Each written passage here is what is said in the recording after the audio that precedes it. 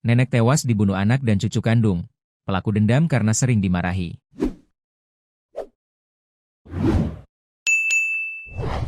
Nenek bernama Palahiah, 87, tewas akibat dibunuh anak dan cucu kandungnya sendiri dipicu dendam yang telah lama mengakar. Insiden pembunuhan nenek Palahiah terjadi di Kabupaten Muara Enim, Sumatera Selatan, Sumsel. Ia sebelumnya sempat dilaporkan hilang oleh keluarga pada 13 April 2026 ke Polsek Gelumbang.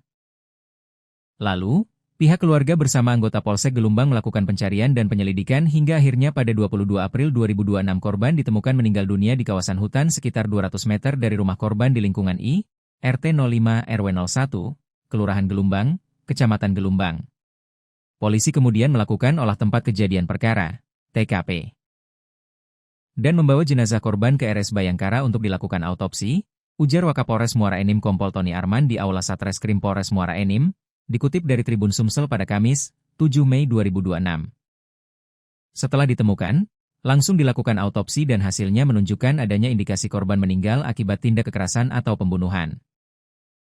Dari hasil penyelidikan dan pemeriksaan terhadap 9 saksi, polisi akhirnya mengidentifikasi 2 pelaku, yakni anak korban berinisial N alias E, 46, serta cucu laki-laki korban berinisial Mim alias Y, 20. Kedua pelaku diketahui tinggal serumah dengan korban. Awalnya kedua pelaku tidak mengaku, tetapi setelah melalui penyelidikan akhirnya pelaku mengakui perbuatannya.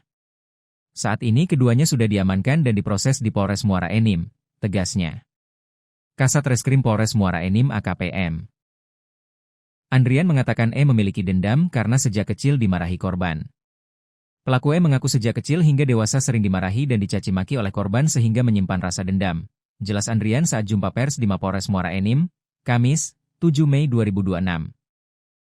Dijelaskan Kasat Reskrim, pembunuhan terjadi pada 12 April 2026 sekitar pukul 18 WIB saat korban pulang mencari kayu bakar.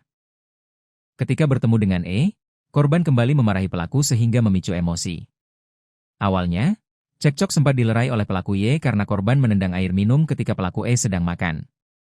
Namun, tidak lama kemudian, saat pelaku Y mandi, ia mendengar suara pukulan dan teriakan dari dalam rumah.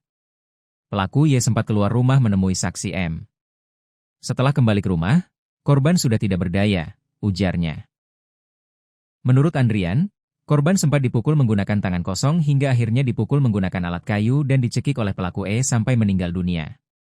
Untuk menghilangkan jejak, sekitar pukul 00 WIB, pelaku Y membawa jasad neneknya ke kawasan hutan di belakang rumah agar seolah-olah korban meninggal di luar rumah. Setelah itu, kedua pelaku membersihkan rumah dan barang bukti agar terlihat seperti tidak terjadi apa-apa, tambahnya.